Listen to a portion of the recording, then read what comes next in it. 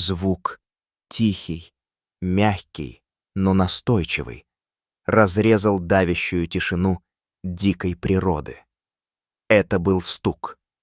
Не рукой человека, а легкое, отчаянное постукивание по прочной деревянной двери хижины рейнджера. Он раздался снова. Ритмичная мольба в мертвую тишину ночи. Звук, который не должен был принадлежать этому миру. Глаза рейнджера Марка резко распахнулись в темноте. Сердце застучало бешено, тяжело ударяя о ребра. Он на цыпочках подошел к двери, все жилы были напряжены, и заглянул в глазок. То, что он увидел, противоречило всей логике, всем законам природы. Беременная леопардиха. Ее живот был невероятно округлый и опущенный. Свидетельство новой жизни внутри нее. Одна из задних лап была содрана до крови, воспаленная и злая на вид. Она была измотана, дрожала, но по-настоящему потряс его взгляд, ее золотистые глаза. В них не было угрозы, не было хищного сияния. Там было чистое, голое отчаяние, безмолвная мольба, пронзающая преграду между видами. Она просила убежища. Каждое волокно его существа, закаленное годами тренировок на выживание, кричало «Опасность! Это хищник высшего порядка, создание с убийственной силой и инстинктами. Пустить ее внутрь — безумие». Но его сердце, сама его душа увидели нечто иное. Мать, напуганную и одинокую, вынужденную силой, которой он не мог представить, обратиться за помощью к своему естественному врагу. Он глубоко, вздрагивая, вдохнул и отпер дверь. Он не открыл ее настежь, лишь чуть-чуть. Тихое приглашение. Он отступил медленно, делая себя маленьким, отказываясь от своего превосходства в собственном доме. Она наблюдала за каждым его движением, затем, с тяжелой болезненной грацией прихрамывая, переступила порог. Как только она оказалась внутри, словно перерезали нитку. Ее великолепное тело дало слабину, и она рухнула на пол. Такая полная капитуляция, что у него перехватило дыхание. Тишина в хижине стала живым существом, густым от священного устрашающего напряжения. Мир снаружи, со всеми его правилами, перестал существовать. Марк двигался с той медлительностью, о которой не подозревал. Каждый скрип половиц звучал как выстрел. Он пододвинул миску с чистой водой, но она проигнорировала ее. Ее взгляд оставался прикован к нему, безмолвное, непоколебимое испытание. Он понял, надо заняться ее раной. Он достал свою аптечку, руки двигались с какой-то странной, сновидческой уверенной плавностью.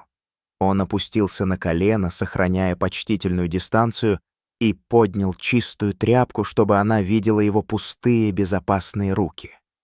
Он начал говорить тихим, успокаивающим шепотом. Слова бессмысленны, но тон решает все. Все в порядке. Ты в безопасности. Я просто помогу. Он медленно продвинулся вперед. Дикий запах ее наполнил маленькую хижину. Запах промокшей земли, хвои и слабый металлический привкус страха. Он ожидал предупреждающего рычания, вспышки когтей, которые могли в мгновение ока покончить с ним. Он ничего не получил. Когда он аккуратно, с трудом обработал воспаленную ссадину, он почувствовал, как по ее мощному телу бегут дрожи. Потом она сделала то, что его разорвало на части. Она чуть повернула голову, опустила ее на пол и впервые с момента прихода закрыла глаза. Это был жест полной капитуляции, пакт доверия, скрепленный в мерцании лампы. Он работал быстро, туго, но не туго. Перевязал лапу чистой повязкой. Затем он сорвал с кровати самое толстое и мягкое одеяло и постелил его возле неразожженного очага. С тихим стоном она подтолкнулась к нему и свернулась в защитный комок вокруг опухшего живота. Марк не сомкнул глаз той ночью. Он сидел в поношенном кресле, бдительно охраняя ее, молчаливый страж этой дикой королевы. Он уже не был просто рейнджером, он стал свидетелем чуда, хранителем священного доверия. Когда первые бледные пальцы рассвета пролезли через окно, атмосфера изменилась. Низкое, хриплое стонание вырвалось из груди леопардихи, и ее тело напряглось. Чудо начиналось. Марк отступил в дальний угол комнаты, делая себя как можно меньшим и незаметным. Он был здесь чужаком, привилегированным наблюдателем первобытного, священного события. Он наблюдал, задержав дыхание, как ее тело сотрясали сильные, жестокие схватки родов. Это было свидетельство сырой, прекрасной и жестокой силы жизни. Он видел ее борьбу, ее твердость, ее неотклонную сосредоточенность. И затем первый крошечный пятнистый детеныш появился на свет, невероятно маленький и хрупкий. В одно мгновение воительница-леопард исчезла. Создание огромной силы и боли сменилось чем-то еще более могущественным — матерью. Ее усталость как будто растаяла, когда она начала вылизывать новорожденного. Ее шершавый язык работал с такой нежностью, что у Марка в горле возник ком. Через некоторое время появился второй детеныш. Хижина, некогда место одинокого человеческого бытия, наполнилась тихими чудесными звуками новой семьи. Утреннее солнце освещало сцену совершенного, сюрреалистичного спокойствия. Леопардиха мирно лежала на одеяле, два крошечных детеныша прижались к ее животу и тихо посасывали, издавая довольные звуки. Ее дыхание было глубоким и ровным. Тело, наконец, расслабилось. Злое ранение на лапе уже выглядело спокойнее, менее воспаленным. Марк сидел в кресле, забыв о чашке кофе, который успел остыть в его руках, и просто наблюдал. Ему казалось, что ему позволили заглянуть в самую суть творения, в тайну, не предназначенную для человеческих глаз. Это была связь, закаленная не словами и жестами, а общим горнилом уязвимости и доверия. К полудню зов дикой природы начал тянуть ее обратно. Она шевельнулась, поднявшись с новой силой и плавностью. Она подтолкнула детенышей носом, подгоняя их к двери. Она повернулась и посмотрела на Марка. Ее золотые глаза были ясны.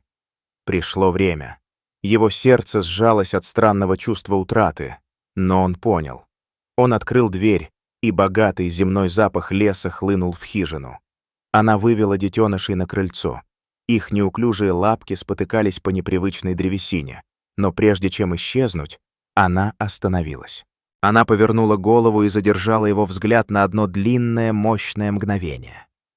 Это был непростой взгляд.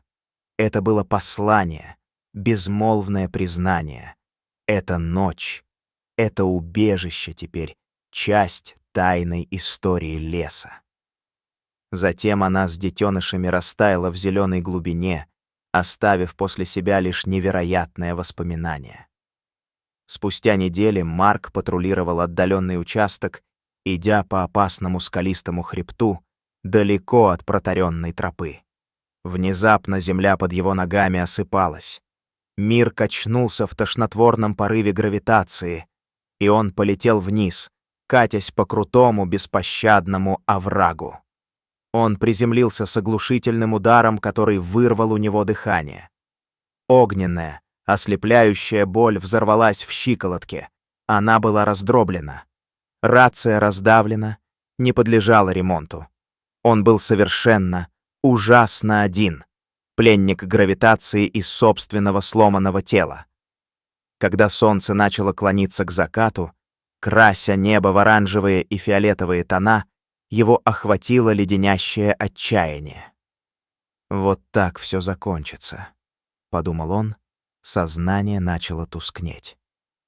И тогда он увидел это. Тень, плавно отделяющаяся от камней на гребне выше. Кровь застыла в жилах. Хищник, привлеченный его слабостью. Но когда силуэт стал отчетливее, он вжался в себя от неожиданности.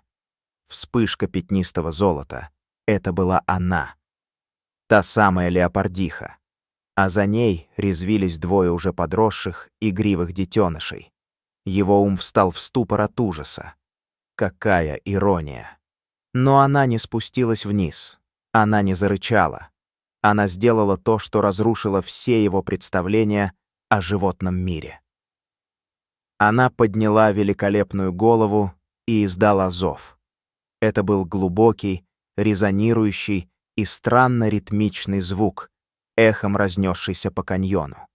Это не был рев агрессии и не призыв к своим детенышам. Это был маяк, намеренный, разумный крик о помощи, направленный прямо к отдаленной рейнджерской станции. Она повторяла его снова и снова, живая сирена в огромной пустой дикой местности. Спустя часы, ведомые странными настойчивыми криками, которые они не могли объяснить, его спасательная команда нашла его. Когда его осторожно положили на носилки, Марк с трудом открыл глаза и в последний раз взглянул на гребень. Она все еще стояла там, молчаливый силуэт на фоне неба, усеянного звездами.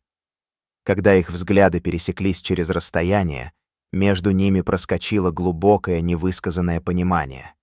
Жизнь за жизнь. Это было безмолвное признание долга, возвращенного, подтверждение связи, которой нет объяснения. Затем она повернулась и вместе с детенышами скрылась в тенях леса, став легендой, которую он будет носить в сердце всю свою жизнь. Какой самый невероятный акт интеллекта или благодарности животного вы когда-либо видели?